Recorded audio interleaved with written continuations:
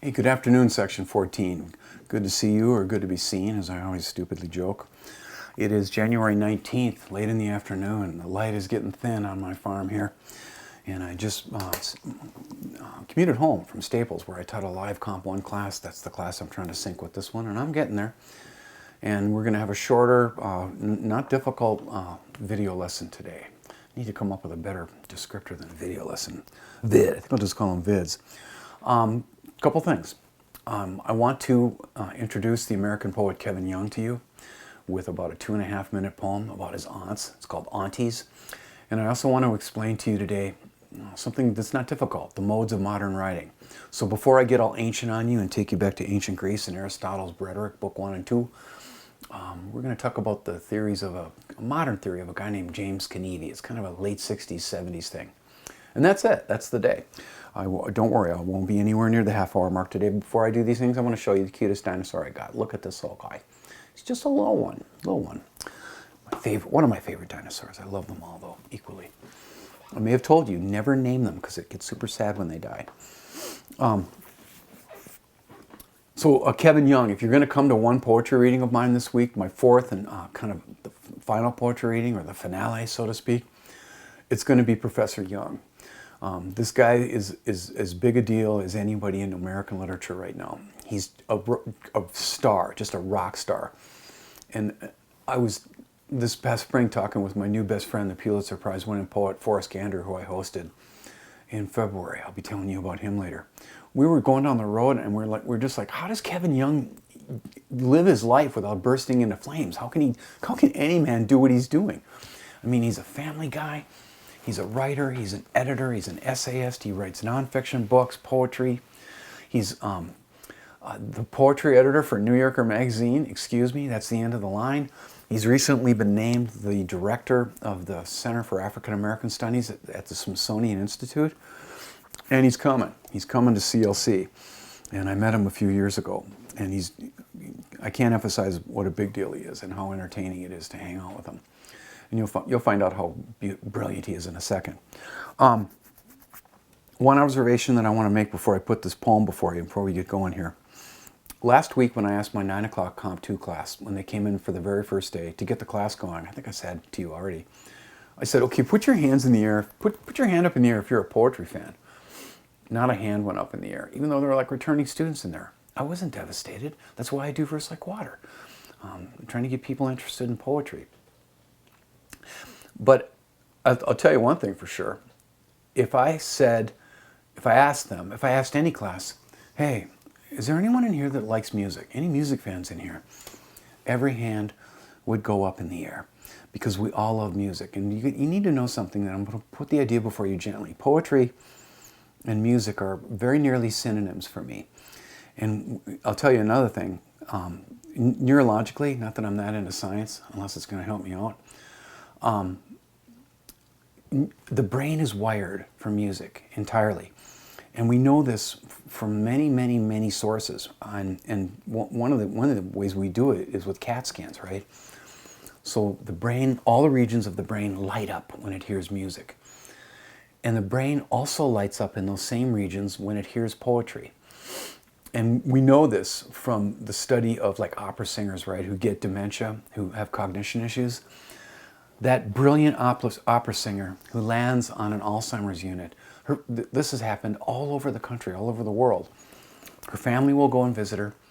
She doesn't know who they are or where she is or even what her name is because those plaques have so far degraded and broken down her consciousness. And, family members come and they're sad and they leave and they're 20 feet up the hallway. And suddenly, that dying opera singer is singing an aria as beautifully as she sang it 30 years before, 40 years before.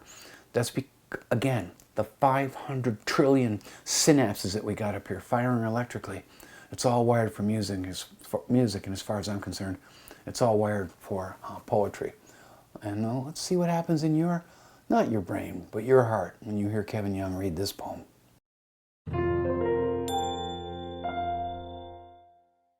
Kevin Young was born in Lincoln, Nebraska. He went to Harvard, Stanford, Brown. His books of poetry include Black Maria, For the Confederate Dead, Dear Darkness, and Jelly Roll. Aunties, there's a way a woman will not relinquish her pocketbook, even pulled on stage or called up to the pulpit. There's a way only your auntie can make it taste right. Rice and gravy is a meal if my late great aunt Tuda cooks it. Aunts cook like there's no tomorrow, and they're right. Too hot is how my Aunt Tootie peppers everything. Her name given by my father for seeing her smiling in her crib. There's a barrel full of rainwater beside the house that my infant father will fall into, trying to see himself, the bottom. And there's his sister Margie yanking him out by his hair grown long as superstition. Never mind the fly swatter they chase you round the house and into the yard with, ready to whoop the daylights out of you. That's only a threat. Aunties will fix you potato salad and save you some. God mothers, God sends. Aunts smoke like it's going out of style, and it is. Make even gold teeth look right, shining, saying, I'll be John, with a sigh. Make way out of no way. Keep the key to the scale that weighed the cotton, the cane we raised more than our share of. If not them, then who will win heaven? Holding tight to their pocketbooks at the pearly gates, just in case.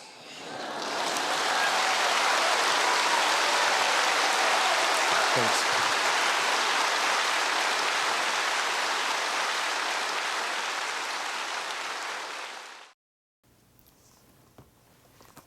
Wasn't that something? I can't wait to pick that guy up at the airport and make him dinner and bring him to the college. I'm also bringing him to Pillager High School. So that day, about 700 people will watch poetry grow. That's what I do. I'm trying to grow poetry. All right. Main thing today. This is kind of the entree. We'll keep it fast and simple. But origin story again. I don't know when it was written. I don't even care. Late 60s, early 70s, there was a composition theorist named James Kennedy that wrote a book called The Modes of Modern Writing. And it came as a result of him just sitting at his desk and thinking, when human beings behave as writers, when they pick up pens or keyboards, what are the modalities that they behave in? He came up with 4. You've heard of 3 of the 4 for sure. The first mode, an important one, they're all important. The first mode is the mode of self-expression. And you've already done that for me. Most of you, I think just about everybody handed in that journal. When I asked you, hey, who are you? What's your deal? What would you like to reveal to yourself about me? You all wrote at least a page telling me who you are, things about yourself. That's self-expressive, right? It's not complicated. Keep repeating that today.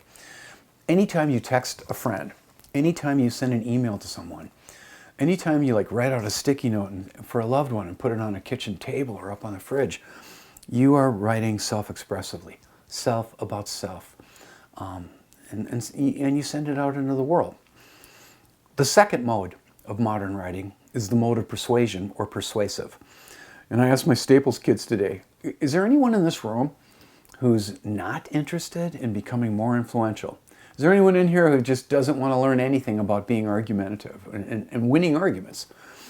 And not a hand went into the air, and no hand has ever gone into the air in the presence of that question. Because I've never met a student who wasn't interested in being able to use grace and language with grace and eloquence to maybe get their way. That it's important. We make arguments all day long, small, medium, and large. And I can promise you something. I don't use the P word a lot because I break promises sometimes. I drop that ball. But I can promise you that in a few weeks, each and every one of you, everyone who takes Comp 1 from me, is going to be a little better, if not a lot better, at making arguments with causal reasoning. Not that I'm, deeply into rationalism. It matters. You need to be able to argue from causes, and I know more than the average bear about that. So now we've got self-expressive and we've got persuasive, and that leads us quickly to the third mode of modern writing, which is expository or exposition. That's a fancy word for informative writing, right? We write to inform, and we also read to be informed. And the examples are standard and garden variety, right? If you pick up the section of a newspaper, usually it's called the A section, at least the front page, it's just news. It is just pure news. You're just getting the facts. And, if you pick up a dictionary, if you pick up an encyclopedia, if you go to any news website, you are taking in information. In the doing of this, sometimes in a classroom, I'll say to students, okay, can somebody give me a textbook? Anybody got a textbook with them? And they start reaching in their bags, reaching for psychology books and chemistry books and biology books. And I usually pick out the psychology book because that's the least interesting to me. And I'll open it up randomly and just read maybe part of a paragraph, and everybody gets it in a hurry. That's just information. And the reason why I read part of a paragraph only in that psych book is because I got problems with the social sciences, and I'm saying this on the internet. On top of that, I'm bored to tears. I have no interest in textbooks whatsoever. Never used them as a teacher. Hated them when I was a kid, chapter by chapter, with the end of chapter questions. I'm not shaking my fist at it, or maybe I am, but I'm sorry. I'm 63. I got some strong opinions. Why would you read about Plato when you can take a shot at reading Plato? Go for it. Throw that textbook aside and pick up the literature. That's just me. The fourth mode, I'm so excited. We've arrived at my favorite. Literary. And my Staples kids are pretty smart, but they could not name 4 modes within the mode. Or to put it another way, can you, teenagers of Staples, can you name the 4 types of literature that we have right now? And I had to pretty much do it for them. And those are, I'll do it for you too, because I don't want anybody to get a headache, and that's what I get paid for. We have novels only. These 4 only. We have novels, we have short stories, we have my favorite thing in the world, poetry, and we kind of stumbled on the first 3, and then I wanted them to get the 4th mode on their own. I said, I'm just going to stand here, and it's going to be silent until you figure it out. And then finally, I just had to help them, right? It's okay, here's your hint. To be or not to be. Whether it is nobler in the mind to suffer the slings and arrows of outrageous fortune, or to take arms against a sea of troubles in an opposing, end them.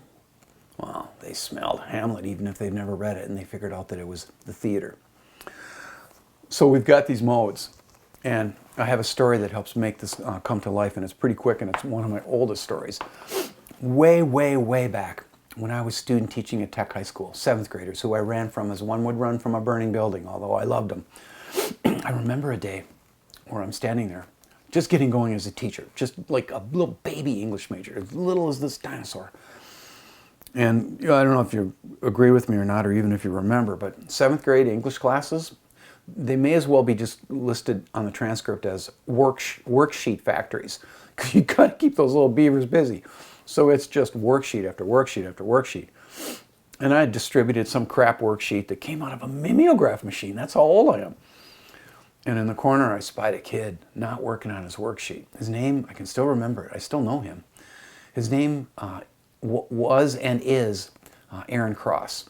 And he was, we used to call kids back then hyperactive, not ADHD like me. We called him hyperactive, and he was just vibrating and with energy.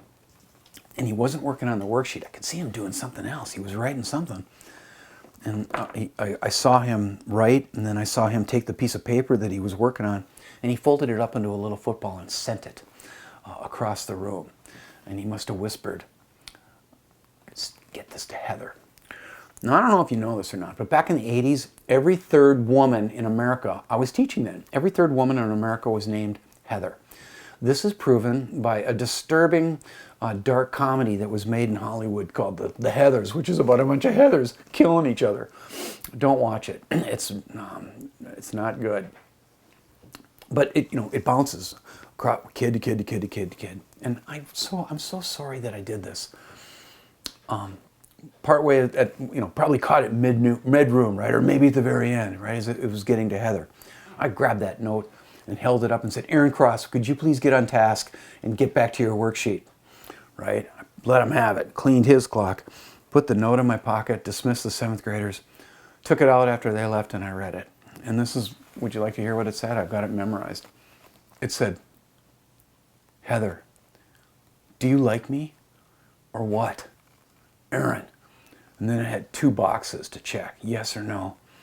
And there was a check in neither box because I grabbed that note, didn't I? They probably interrupted a marriage. And let's back up and be honest about it. And ask my students, does this note seem to be self-expressive? They all agreed, yes. Does this note seem to be making an argument? My Staples kids weren't so sure. They were kind of like doing the wobbly hand. And I said, well, I think it's persuasive as well as self-expressive. Isn't it an argument, an invisible one in the white space of the note? Isn't it an argument that says, let's have a one-day romance between the bus rides. We'll have a courtship in the morning, we'll fight over the noon hour, and we'll hate each other by 3 o'clock. Remember those days? So I think there's an argument there. I think it's definitely expository because it's giving information. Hey, I think you're cute as heck. Let's have a juice box together. But we all agreed, and my Staples kids and I know you and I would agree, that Heather, do you like me or what? That ain't exactly literary. That's not poetry yet. And I'm sorry to report to you that kid, Aaron Cross, that boy, with all that energy, had to do something with it. And he was on his way to becoming an Olympic cyclist. He was doing 200 miles a week, and he hit a van and ended up in a wheelchair. And he became a Special Olympics gold medal archer and a motivational speaker. I hope he's still doing that. Kind of a sad story. But it served the point. The takeaway, you're never going to write, rarely are you going to write, like the first 3 modes, let me put this out clearly. I know from experience if I can get you to write self-expressively, persuasively, and occasionally with information, I know you're going to grow as a writer, as writers. But you're very rarely going to write in just one mode. You're going to mingle them, right? As you communicate and use language as well as you can, as responsibly as you can. That's all I got today. That's all you need.